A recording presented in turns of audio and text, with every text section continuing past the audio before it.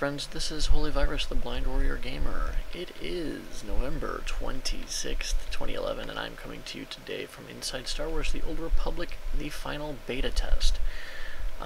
This beta test was designed to stress test the servers, as about 2 weeks ago I was given out a bunch of beta keys for this game. Some people accepted them, other people thought it was a hoax, but here it is. This is the Star Wars beta. And as you can see, it's a fairly decent looking game.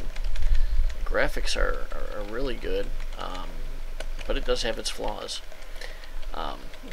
My first impressions of the game is that it will be worth the money.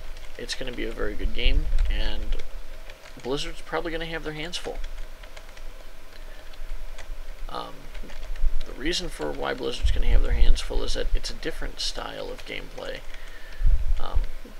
Take Dungeons and Dragons, mix it with Neverwinter Nights, which really was a Dungeons and Dragons game, throw in some World of Warcraft elements, and then give it a Star Wars storyline. It's one of the better games that you're going to find right now in terms of RPGs once this game does get released on December 20th. A couple of things about the game right now in beta test that I have taken notice to. And I gotta back off here because I'm gonna get myself killed.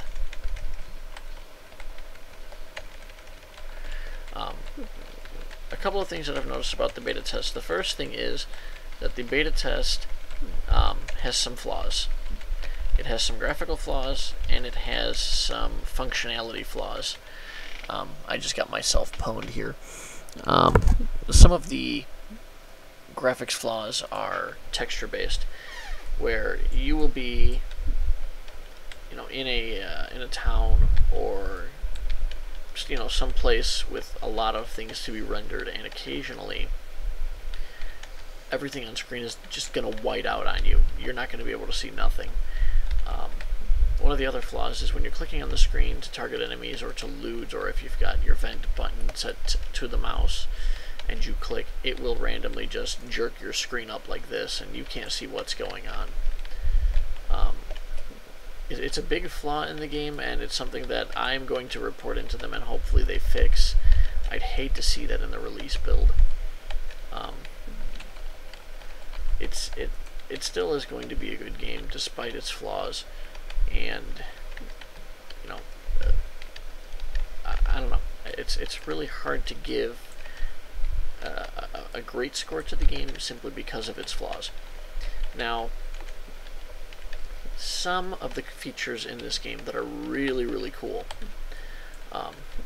When you die, and you saw me die just a little bit ago, you have two options on screen.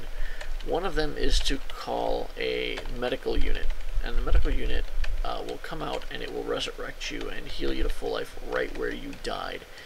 But it leaves you slightly invisible so that the mobs can't see you, and you can basically, let yourself fully respawn in a different location.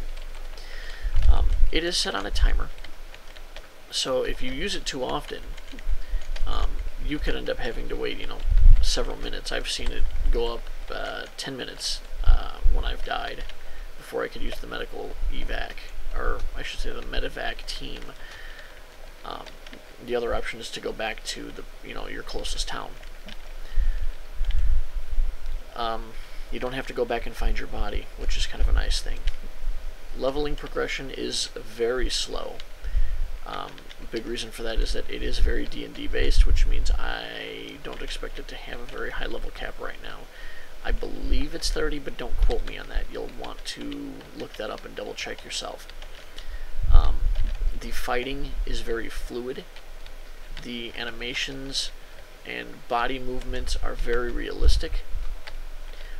When you have your weapon out, based on your ability to do it, you can automatically deflect weapon fire. You can deflect lightsaber attacks and various other things. Your stats are very complicated. It's not your typical, strength, dexterity, intellect kind of thing. You have willpower, you have, presence, you have your light side and dark side, And yes, you can start out as a Jedi and end up making yourself really evil based on the things you say. Hey, I just gained a level. That's really good. That's going to help with the quest I'm on, because the quest I'm on has that boss that just owned me a little bit ago there. Instances in this game are really cool. The way that they do the instances is that when you enter the instance, it tells you by a message on screen that, hey, you have the option before going into this instance that you can group up. If you choose not to group up, you can solo the instance at a lower difficulty, but you may not see all of the full content. But it gives you the option to literally solo through the entire game alone, which is a feature I've not seen in MMOs. When going in and out of an instance area, it's seamless. There's no loading screen. So when you get the loading screen, it's because it loads the entire area, which, based on the fact that this game is run on planets, I think what happens is when it loads the entire planet. And I've got someone talking on vent at the same time, so give me 1 second. No, I'm doing a recording, so go ahead and say hello to YouTube.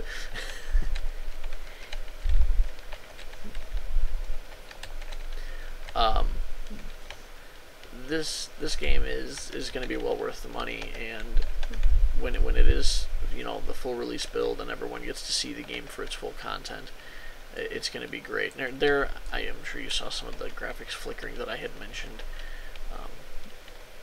but I'm going to go ahead and do some other recordings later on, showing some more detail of the gameplay, maybe show how the instances actually work, and maybe even get some multiplayer gameplay footage here. So just stay tuned to the channel. Y'all keep rocking. Peace out. Force be with you. And hope to see you back here soon. And as always, click like and subscribe to my channel. Peace.